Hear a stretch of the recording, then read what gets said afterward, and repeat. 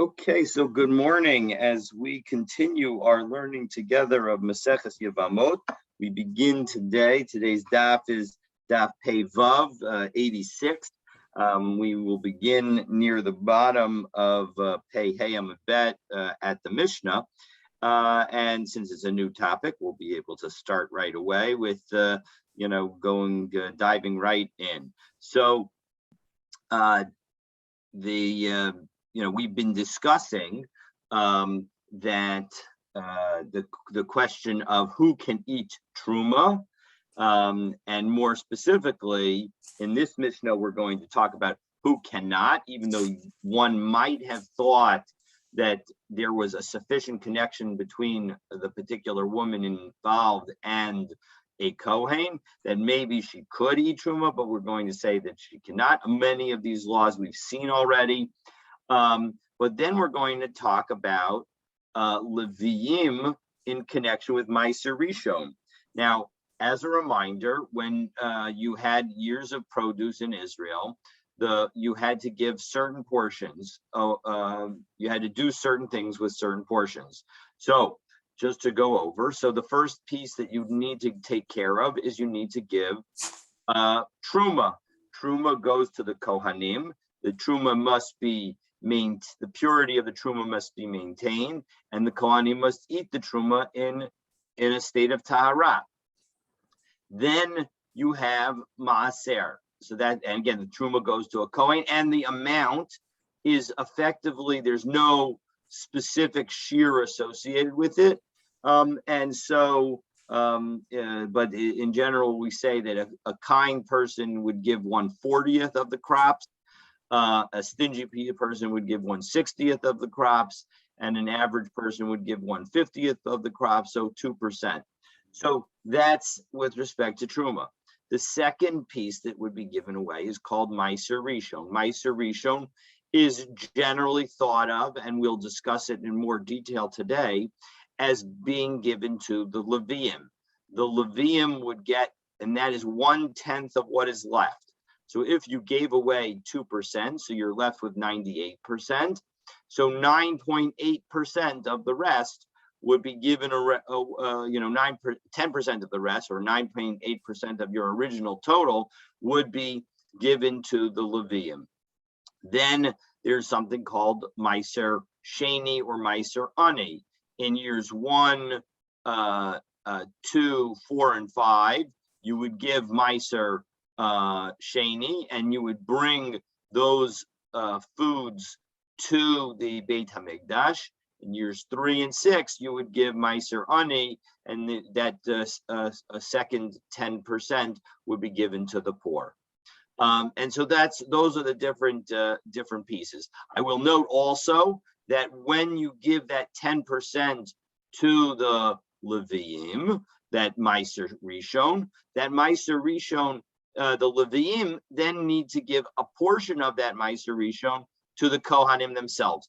In other words, whenever you get income, on some level, there's this idea that we should recognize the need to share with others. And so as a result, even though the Leviim are getting their own share directly, and the Kohanim get a separate share, they get the truma.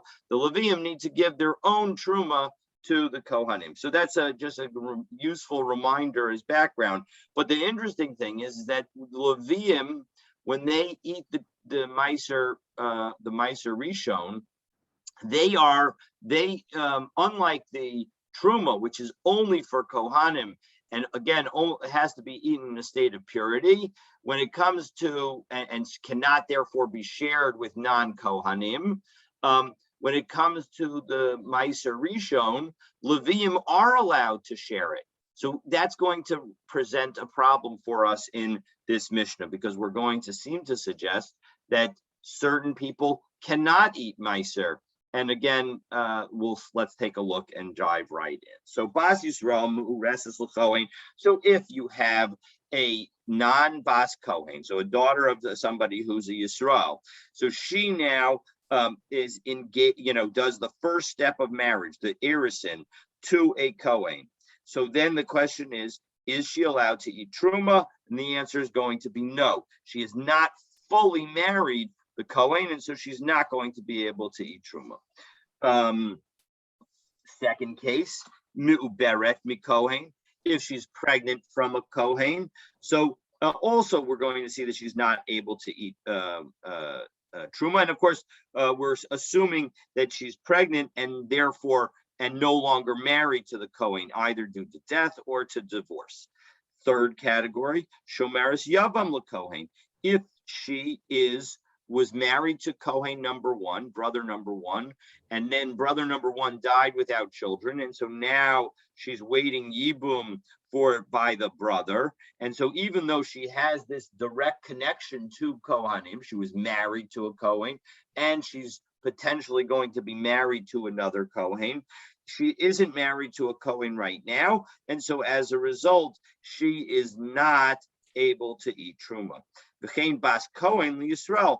And similarly, all of these situations, if it was the daughter of a Kohen, again, the daughter of a Kohen, until she gets married, she's allowed to eat truma. And one might have thought that if the daughter of a Kohen is divorced or is widowed and is pregnant with the baby of a Kohen, that baby of a Yisrael, one might have thought, well, she's still the daughter of a Kohen, so maybe she can eat truma. No, she's not able to eat truma either. Or in all these cases, whether it's one way or the other, so whether it's a Bas Yisrael who's a rooster to a Kohen, pregnant from a Kohen, or awaiting yibum from a Kohen, or a Bas Kohen who's an Arusa to a Yisrael, pregnant from a Yisrael, or awaiting yibum with a Yisrael, in each of those cases, they cannot eat truma. Okay. Now we get to the more complicated or more difficult piece, because this is where it talks about Meiser. Bas Yisrael Melres the Levi. Now you have a daughter of Yisrael who's married to a Levi, who's got done Erusin with a Levi. So Mi'uberet Milevi, or she's pregnant from a Levi, but no longer married to the Levi. Or Shomeres Yavam Levi, or she's waiting Yibum with a Levi. So Levi number one, brother number one, Levi, who died without children, leaves her to marry now his brother, and the brother has not yet done Yibum, so she still is not considered married to a Levi, and so as a result, she's not able to eat Meiser, excuse me. V'chein bas Levi lu Yisrael, and similarly in all of these cases, if she's a daughter of a Levi, and now she's married, either has Erusin with a Yisrael, is pregnant from a Yisrael, and even if she's not married to the Yisrael, or awaiting Yibum from Yisrael, in each of these cases, lo tochal b'maser, she's not allowed to eat Meiser. Finally, third case, Bas Levi mo reses lekohen. If you have the daughter of a Levi who's betrothed to a Kohen, so meaning that she's got Erusin with a Kohen, not Nisuin, she has not fully married the Kohen yet. Muberet mikohen, where she's pregnant from the Kohen, but no longer married to the Kohen. Shomeres Yavam lekohen, where she's awaiting Yibum with the Kohen. Or vice versa, meaning if she's a Bas Kohen, that's a Mureses Levi, if she's has done Erusin with a Levi, or she's pregnant from a Levi, or she's waiting Yibum with a Levi. In each of those cases, lo tochal, lo betruma, lo b'maser. She's essentially got the worst of all worlds. It's posel ve'eno ochel, right? She's puzzle from eating, even though she's not allowed to, even though she's not considered part of the new family, and she's no longer considered sufficiently connected to her old family. So as a result, in each case, she's not able to participate. Now, again, the introduction that I gave noted again that Meiser Rishon is ordinarily something that anyone can eat. And of course, that is where the Gemara is going to pick up. Usehelu Zara, let her be a complete stranger. Zara milo achla b'maser, is a stranger not allowed to eat Meiser. Of course, everyone's allowed to eat Meiser.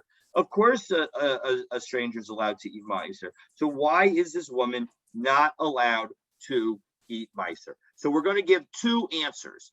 We're going to go through the first answer, and we'll eventually challenge it and need to offer a second explanation, but then we'll go back and try and resolve the challenge on the first explanation. So we'll end up with two legitimate answers. So answer number one. Amar Rav Nachman, Amar Shmuel, Hamani Rabbi Meir, he Amar Meiser Rishon Asar Lazarim. So one way to understand our Mishnah is that our Mishnah follows Rabbi Meir. And indeed, of course, our Mishnah does not have an attribution in it. And so as a result, you could say, hey, Stam Mishnah Rabbi Meir he. So that would make a lot of sense. And so as a result, we could say our Mishnah is all Rabbi Meir. And he says that unlike what I said at the introduction, he says that Meiser Rishon is in fact forbidden for people who are not B'nai Levi. So a Yisrael would not be allowed to have any Meiser Rishon. And so that's why each of these cases would be a problem. So Tanya, because we have a brisa that teaches us Truma l'Kohen u'Maser Rishon l'Levi, that the Truma goes to a Kohen and the Meiser Rishon goes to a Levi. Divrei Rabbi Meir. And so Rabbi Meir, although this does not explicitly say that Rabbi Meir says that only a Levi can eat it, he, by analogy, by saying Truma l'Kohen, and it means obviously Truma can only be eaten by a Kohen. When he says Meiser Rishon l'Levi, he means Meiser Rishon can only be eaten by a Levi. Okay, so that would explain why our Mishnah would in fact say that you don't. Why our Mishnah would say that a Bas Yisrael who's not yet fully married to a Levi, or not married to a Levi at all, but it has is pregnant with this child of a Levi, but it doesn't have any other children from the Levi, or is awaiting Yibum with a Levi. In each of those situations, she's not allowed to eat Meiser Rishon, because Meiser Rishon is only allowed to be eaten by Leviim, according to Rabbi Meir. Rabbi Elazar ben Azariah matir l'Kohen. On the other hand, the Brisa says that Rabbi Elazar ben Azariah says that even a Kohen is allowed to eat Meiser. Now, the Gemara wants to understand exactly what Rabbi Elazar's position is, so we're going to dive into that before getting back to our answer. So Matiro, so again, he says that it's mutter miklal deika man de aser. That implies, does this imply that that there's somebody who says that a Kohen is not allowed to eat Meiser? That doesn't make any sense. Every Kohen is a child of a Levi, because the Kohanim are a subset of Leviim, and so of course they should be able to eat Meiser. Indeed, everyone can eat Meiser. So who is it that says that? So why does Rabbi Elazar ben Azariah specifically reference Meiser going to a Kohen? So Ella Ema Nosno Afla Kohen.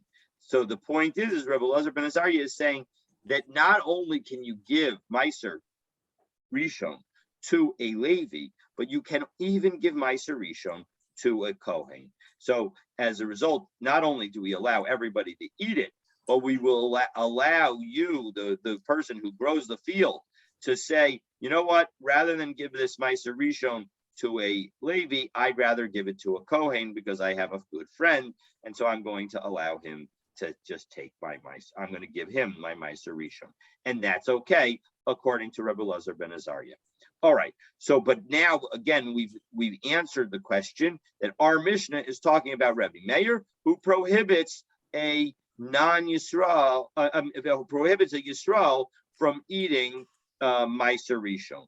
So, my time of the Rabbi Meir, why does he prohibit a Yisrael to eat Meiser? So Amar Rav Acha Brei de Rabba ben Shmei de Gemara. So that he has the Rav Acha son of Rabba says that he had a tradition that what we had a pasuk in Bamidbar that the pasuk says in Sefer Bamidbar ki es maaser b'nei Yisrael asher yarimu laHashem truma. So we have a pasuk that means the Meiser that the Jewish people will designate to Hashem as Truma. Well, 1 second, is it Meiser or is it Truma? So we have this verse connect the concept of Meiser and Truma. And so Rabbi Meir says, Ma Truma Asur Lazarim, Af Maser Rishon Asur Lazarim.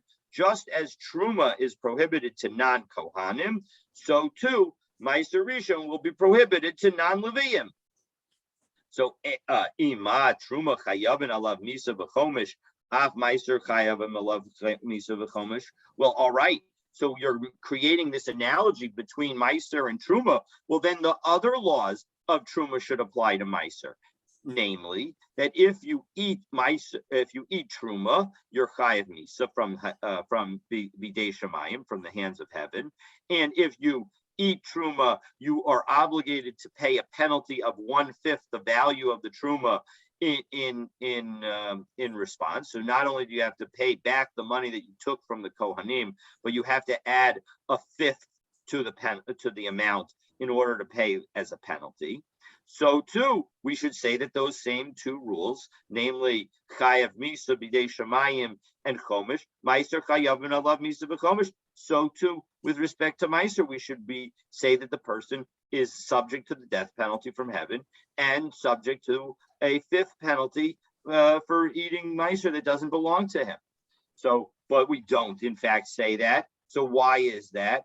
So Amar Kra Umesu Vo Ki Yechaluhu. That when it comes to Truma and saying that the person is going to die because of it, it says Umesu Vo. The Vo, the in it, because of it, is going to limit the scope. And similarly, when it comes to the penalty of the adding of the chomish, adding of the 1/5 penalty, the Yosef Chamishiso alav, both of those words, bo and alav, were not necessary. So bo below b'maser, alav below al maser. So again, the point is, although we have this analogy that connects Meiser and Truma based on the pasuk in Bamidbar, we're going to limit that comparison only to the question of whether non-Leviim are allowed to eat it. And so Rabbi Meir says, because of that analogy, just as non-Kohanim are not allowed to eat Truma, non-Leviim are not allowed to eat Meiser Rishon. Okay, the Rabbanan. So fine, but what about everybody else? What do they do with this analogy that Rabbi Meir uses to prohibit non-Leviim from eating Meiser Rishon?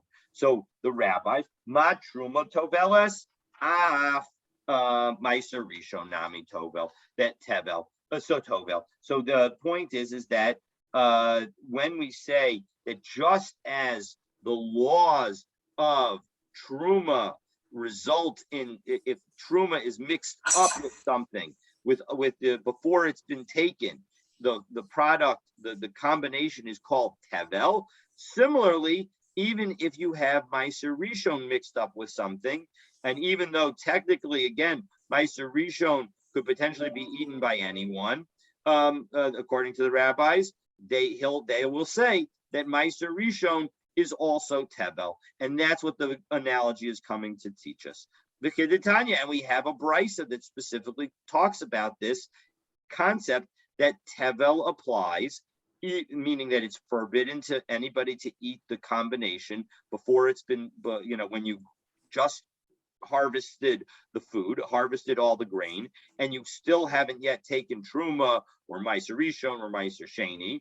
So all of that stuff is all mixed together, and that's called Tevel. And so Rabbi Yossi says the following: Rabbi Yossi Omer, Yachol lo yehei chayev ela al Tevel shelo huram mimenu kol ikar. I might have thought that the only situation where Tevel is prohibited and you're not is where you did not separate anything, meaning that you have not separated Truma, you have not separated Meiser Rishon, you have not separated Meiser Sheni or Meiser Ani. So, but Huram Imenu Truma Gedola, below Huram Imenu Meiser Rishon. If in fact you did take Truma, but you didn't take Meiser Rishon, or Meiser Rishon below Meiser Sheni, or you took Meiser Rishon but not Meiser Sheni, Va'afilu Meiser Ani, or even you took Meiser Rishon but not Meiser Ani, because Meiser Ani is in years 3 and 6 instead of Meiser Sheni. Minayin, how do I know that that combined set of product is still considered Tevel? Talmud Lomar, Lo tuchal le'echol b'sh'arecha, that you cannot eat it within your gates. So it says Bisharecha in connection with food like Meiser Sheni. It says it in connection with Meiser Sheni, and it says Ulahalan Hu Omer v'achlu b'sharecha b'saveyu, that you should eat within your gates and be satisfied, and that deals with the respect of taking the tithes out of your house every third year. That's Meiser Ani. So we see this connection between these two psukim, and so as a result, because we have this Gzeira Shava, so Masha Arecha Ha'amr Lo Halan Meiser Ani. So in the second pasuk, which is from Dvarim Parakaf Vav pasuk Yud, so from that pasuk we see that Meiser Ani it applies to. Afsharecha Amr Kan Meiser Ani. So too in the first verse, it's talking about Meiser Ani. V'Amar Rachmana Lo Suchal. You're not allowed to eat it. So as a result, we're saying that bottom line is that when you have not separated everything, it's still considered tevel, and you're not allowed to eat it. So now the question is, we just taught this brisa that Rabbi Yossi learned from the pasuk from the two psukim in Dvarim, Lo sucha le'echel b'sharecha and v'achlu b'sharecha b'saveyu. He learned the fact that tevel applies if anything hasn't been taken. Well, the imahasam hava mina lulav. Now, so then implicitly, the Gemara is now explaining, well, that wasn't the basis that we were using. We were using the basis of the pasuk Kies Maaser B'nei Yisrael Asher Yarimu Lashem Truma. That's in Sefer Bamidbar. So why do we need both the Gzeira Shava of Bisharecha and the connection on the pasuk that has a reference to Meiser and Truma? So if we had just had the reference to Bisharecha, so I might have thought that it only tells us that it's a negative commandment, but it's not actually. But eating tevel is not going to actually aval misalo, but it won't be punishable by the death penalty at the hands of Hashem. So Kamash Malan. So as a result, we also have the analogy between Truma and Meiser Rishon that is offered by the pasuk in Bamidbar, namely Kies Maaser B'nei Yisrael Asher Yarimu Lashem Truma. And so as a result, we see that both, not only do we say that Tevel applies in connection with failure to remove any of the different gifts that need to be offered, but also that it's a subject to the death penalty, just as Truma is subject to the death penalty. So too, if you leave out Meiser and you have not given it, and so the resulting mixture is Tevel, so too are you obligated for the death penalty from the hands of heaven for that. Lishna Achrina, we have another way that we could approach this and say, Meiser Rishon de Tvil mid Rabbi Yossi Nafka. Well, 1 second, we can understand that really we're asking a question, because we have a brisa that seems to suggest that Rabbi Yossi learns it from the psukim in Dvarim. So if he learns it from the psukim in Dvarim, why do the rabbis also need to mention the pasuk in Bamidbar? So again, we have the same answer. Hava mina lulav. If we had just had Rabbi Yossi's drasha, I would have thought that it only applies a negative commandment to eating tevel. Aval misa lo, but not misa. So Kamash Malan, so the analogy of Truma and Meiser Rishon tells us that the death penalty applies even if you're eating tevel as well, just as it applies if you eat Truma. So therefore, so now again, this has all been an effort to answer the question of how come our Mishnah says the woman can't eat Meiser, and we've answered that it's all going according to Rebbe Meir. But now we're going to have to ask the following question. B'mayu kimta Rebbe Meir. So you're saying that this explanation of our Mishnah is all because of Rebbe Meir. But we have a problem, Because Amos Seifa, take a look at the last part of our Mishnah. The last part of our Mishnah talked about a Bas Levi Me'oreses LeKohen. A daughter of a Levi is married to a Kohen. Uvas Kohen Levi, or vice versa. The daughter of a Kohen is married to a Levi. And we said, Lo tocha, lo betruma, lo b'maser. You couldn't eat truma or maser. But what was the problem according to Rebbe Meir? The problem, according to Rebbe Meir, is that the woman was a Bas Yisrael. But here we're dealing with a Bas Kohen or a Bas Levi. Of course she should be able to eat truma, meaning she's either a Bas Kohen or a Bas Levi. So why not allow her to eat truma? Doesn't make any sense. So Hakamai Zarosika, there's no stranger aspect to her. She's either a Leviah or a Bas or a Kohenes. So she should definitely be able to eat Meiser Rishon. So Amarav Sheshis. So as a result, now we're going to go to answer number 2. Now we're going to come back to answer number 1 in a few minutes. We're going to come back to it, but we're now going to go to answer number 2 and say that no, we aren't talking about an actual prohibition of eating Meiser, but rather my Eino Ochelas Dikatani, when the Mishnah says that she cannot eat Meiser, what is it really saying? It means Eino Nosenes Rishlus Latrum.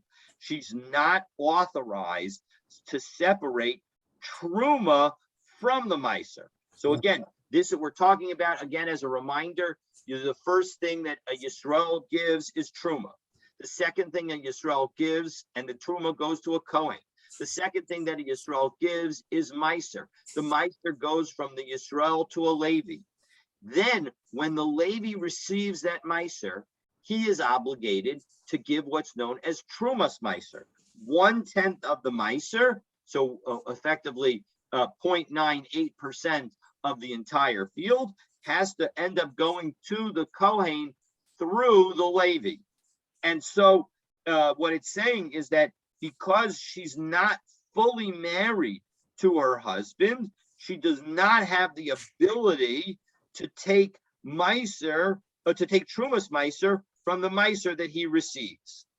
So Meklal de Nesua no senes rishus. Well, that implies that if in fact she had been fully married, she would be allowed to. And is that really true? And the Gemara says, "In yes, it is true." V'hatanya, indeed, we have a brisa that indicates that a woman who is married to a lady has the ability to give Trumas Meiser on behalf of her husband. So the pasuk in Bamidbar says that you can eat this Meiser anywhere that the Levi receives the Meiser, and even and so we're going to see where it, in a moment. But the point is that you can eat it wherever you want, you and your household. The key is your household here. And so the household everywhere is understood to be the person's wife. So limit al nesua bas Yisrael sheno senes rishus latrom. So this teaches that a Yisraelis, a bas Yisrael, who is fully married to a lady, is able to have somebody give truma. So ata omer rishus latrom oeno el lechol. Well, one second. How do you know that it's permission to actually take the Trumas Meiser? Maybe it just gives her the permission to eat the Meiser in the first place. So Amarta Truma Chamura Ocheles. Well, one second. When you have somebody who's a Yisrael who's married to a Kohen, so she's allowed to eat Truma. Of course, if a Yisrael married to a Kohen can eat Truma, well, then of course a Yisrael married to a Levi can eat Meiser. Meiser akal lo kol shekain. Of course, Yisrael married to a Levi can eat Meiser. So that we don't need to tell us. So it teaches us that it shows that she's allowed to give the Trumas Meiser from the Meiser that her husband, the Levi, has as soon as she's fully married to him. And so that is what we're talking about. So now that we've answered that answer. So again, that explains why in our Mishnah we said that she can't eat truma because it doesn't really mean eating. Yes, she in fact can eat the truma, even in, she can eat the meiser, even in these situations, because anybody's allowed to eat meiser. We're not talking about according to Rebbe Meir. But what are we talking about? What is it that she needs to be fully married in order to be able to do, or have a living son, or and can't just be shomeres yavam? All of those cases, why? What can't she do? The key is that she's not able to take the truma out of the meiser and thereby make the meiser rishon that her husband has edible by anybody. So that's the answer according to Rav Sheshes. And now we go back to our question. Again, our question on the first explanation. The first explanation was that our Mishnah is Rebbe Meir, and we're actually saying that a Yisrael is not able to eat meiser because meiser is only edible by a Levi. But that didn't work according to the end of our Mishnah, because the end of our Mishnah referenced the Bas Kohen or a Bas Levi who's married to the other, and said even in that situation that the person's not allowed to eat meiser. So we're going to qualify the meiser. So Mar Brei de Rabbana Amar. So Mar Brei the Smar, the son of Rabbana, said, Lo Mar she'ein chokin la meiser bebeis hagdaranos. Now, what we're really talking about is the following. We're saying that this woman who is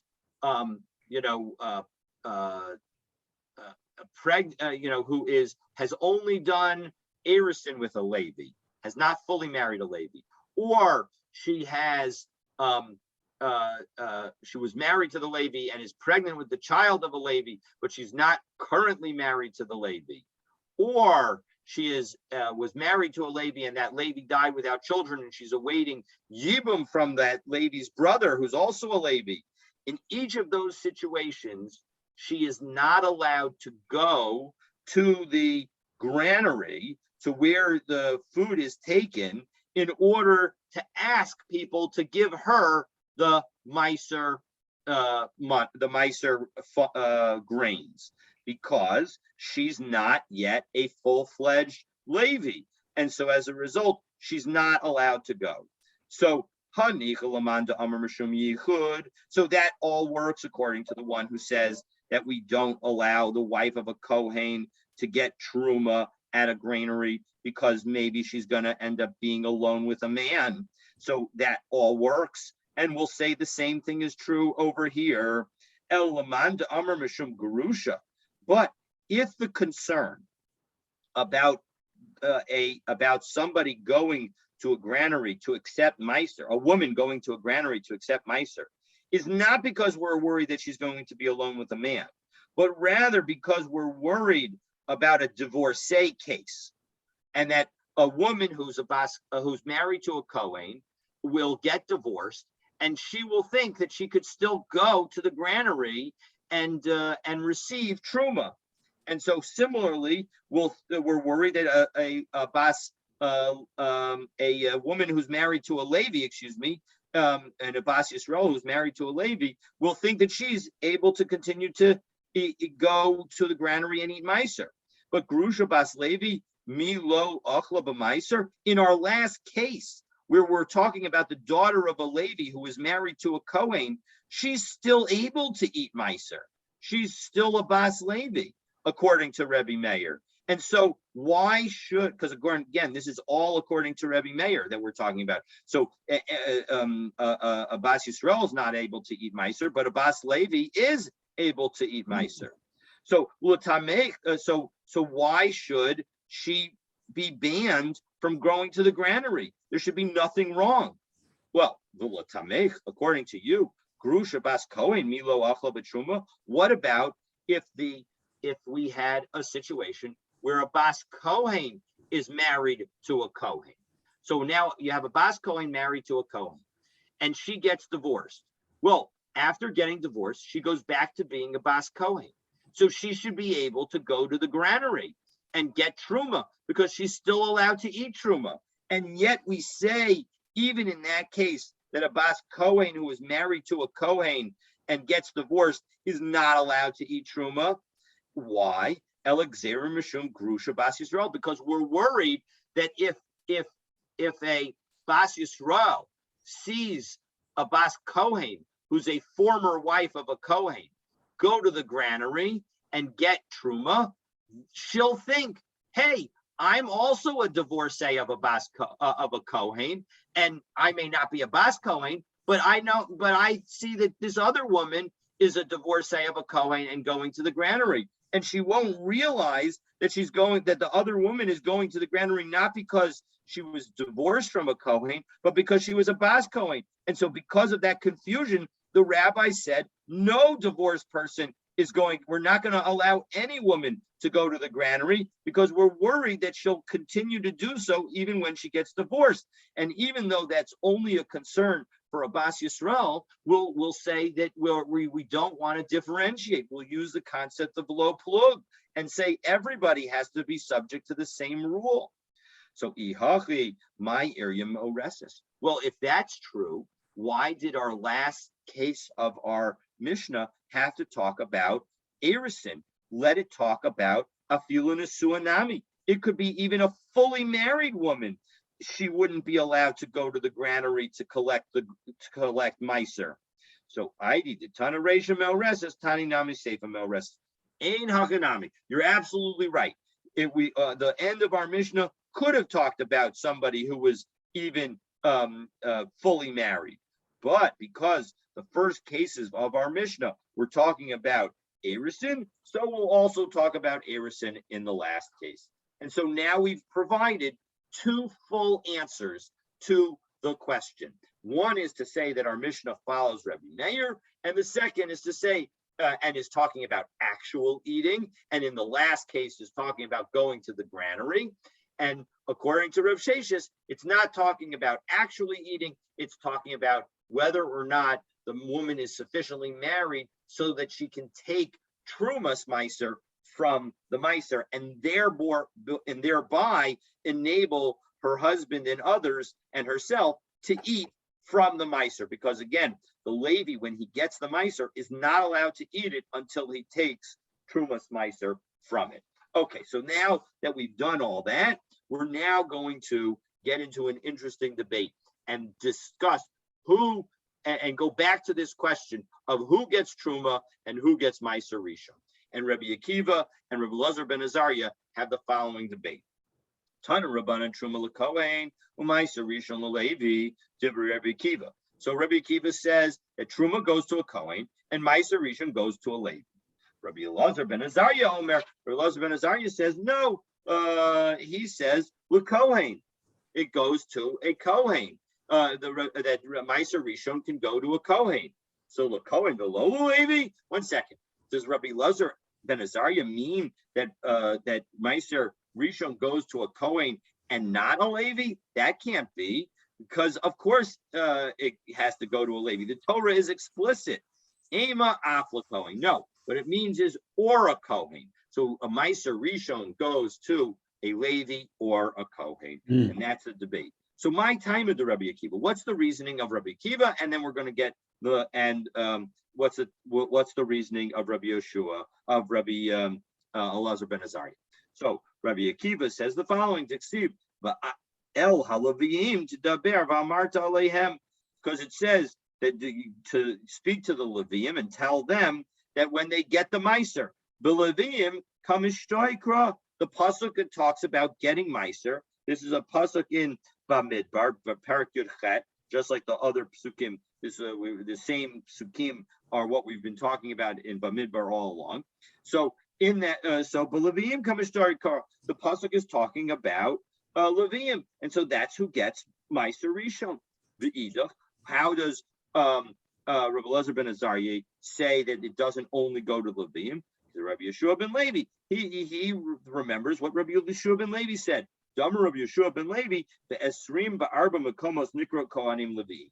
In 24 places in Tanakh, it says the Kohanim are called Leviim.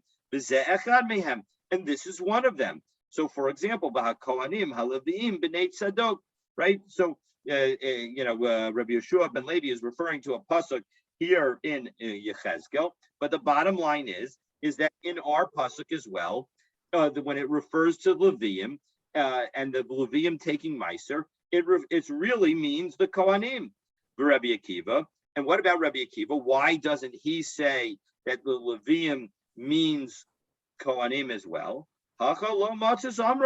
Yeah, no, you can't say that this Levium includes Kohanim.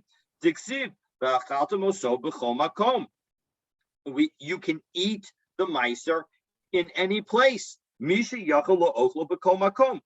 is it that's able to eat food anywhere? Only non-Kohanim. Yatsa Kohen she'ein yachol la'ochlo b'beis hakvaros, because a Kohen can't eat anywhere. A Kohen's not allowed to go into a cemetery. And so, given the fact that the Torah says that Meiser is eaten anywhere, that shows that Meiser is given to Levium, not to Kohanim. V'idach. Well, one second. How does Rabbi Elazar ben Azariah deal with Rabbi Akiva's argument? After all, it says you can eat it anywhere. So kol hechad debai. No, it doesn't mean anywhere literally. That it means that he is allowed to eat it everywhere. It's just that he's allowed to eat it wherever he wants. Kol bai choma. Delo bai choma. He doesn't need to eat it within the walls of Yerushalayim. V'iyachale betumas haguf lo lucky. And if he eats it while he is tameh, unlike if he eats truma when he's tameh, he doesn't get any lashes. He can eat it anywhere.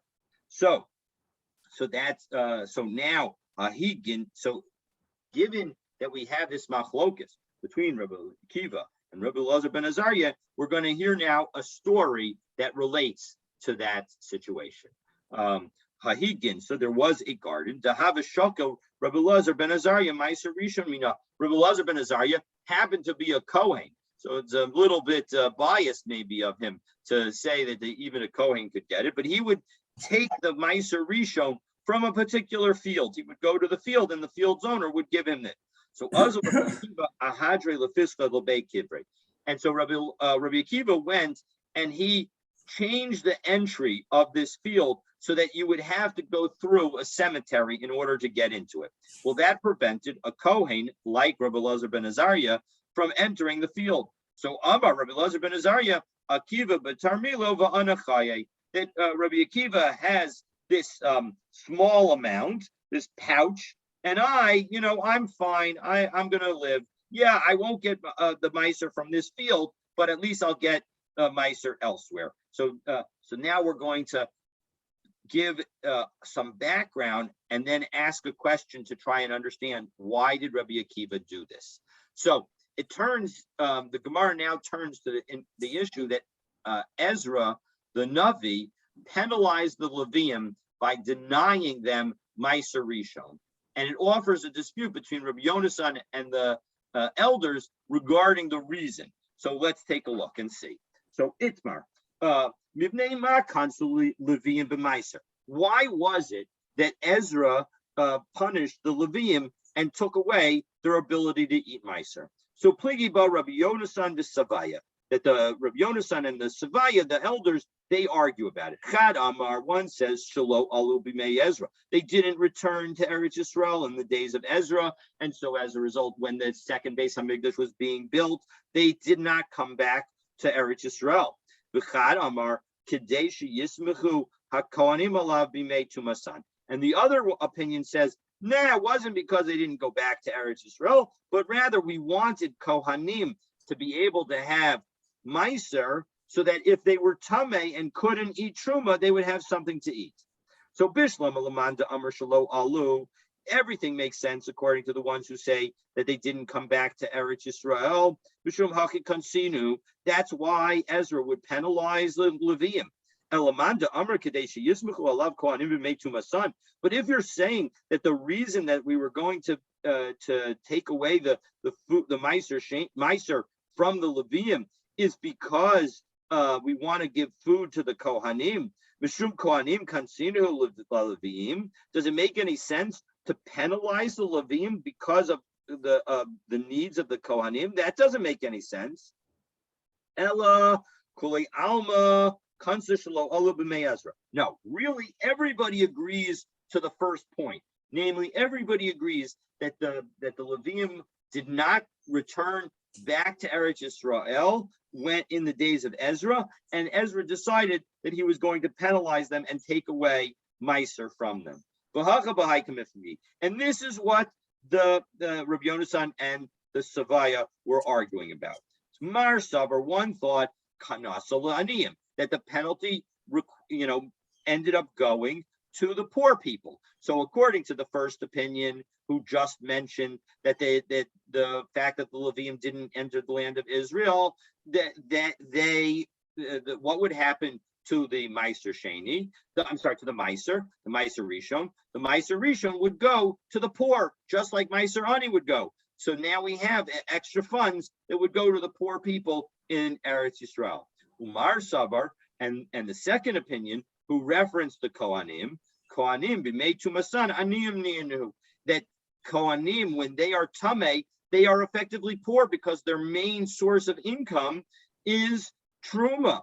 And if you can't eat truma when you're tamei, well, then you don't have anything to eat, and that makes you poor, highlighting the fact that people can be considered poor in narrow circumstances. And so as a result, if you don't have funds now, that's considered like you're poor. So in any event, the bottom line is that everybody agrees that that the Levium were punished because they took away, because they didn't go back to Eretz Yisrael. And the question is did we now say that we're going to allow everybody to eat the Meiser, or are we going to just give it to the Kohanim? So Bishlam Alamanda Amar Kansala Aniyim. So according to the one who says that that the penalty was in order to give Meiser, that what do they do with the penalty? Meaning, after they penalized the Levium and took away the Meiser Rishon from them, they allowed the Meiser Rishon to go to the poor. If you say that, well, then now we understand why Rabbi Akiva would lock up the entrance to the garden and require the people to go through the cemetery. Mishum hachi ahadre Rabbi Akiva lefiskei lebei kivrei. That's why Rabbi Akiva turned the entrance so you had to go through the cemetery, because the Rabbi Elazar ben Azariah, who was wealthy, should not be taking any meiser when it should be going to the poor. Elamand amar lekohanim. But the one who says that the meiser was going to the Kohanim because of when they're tamei, amaya hadri lefiskei lebei kivrei. Why did Rabbi Akiva prevent them from going in? Why did he take away the money from Rabbi Elazar ben Azariah? He's a Kohen. He could sometimes become tamei, and he will need meiser in that situation. So Hakikamarle, Rabbi Akiva was not, in fact, trying to tell Rabbi Elazar ben Azariah that you can't take meiser, but rather, if in fact you're coming to collect the meiser as a result of the new penalty that Ezra instituted on the Levium for not returning to Eretz Yisrael, fine, you can take that meiser. But however, if you're coming because you believe, as we have that argument, as it noted above, that you're entitled, even according to the Torah, to take Meiser Rishon, then no, you cannot have it.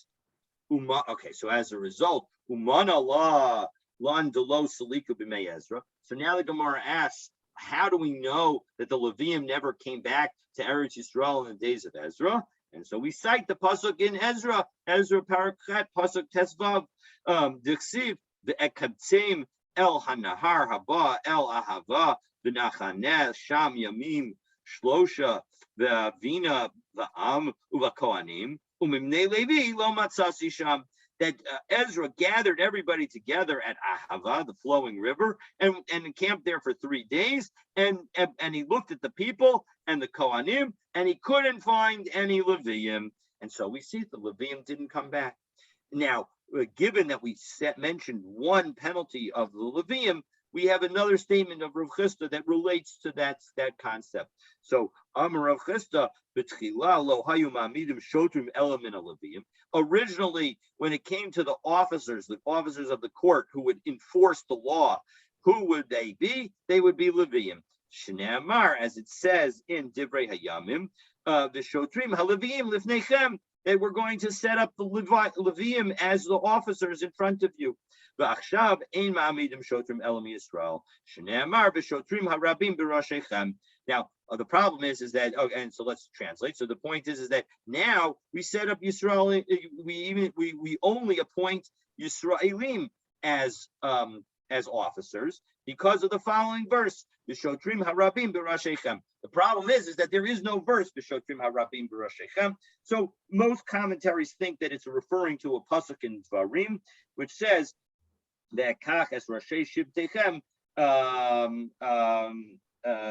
and continues on and refers to the Shotrim L'Shivtechem and refers to the officers in your the officers for your tribes, and references the Rashim as well. And so as a result, that's the thought that's what that refers to. But the bottom line is that we see another instance in which the Leviim were originally given a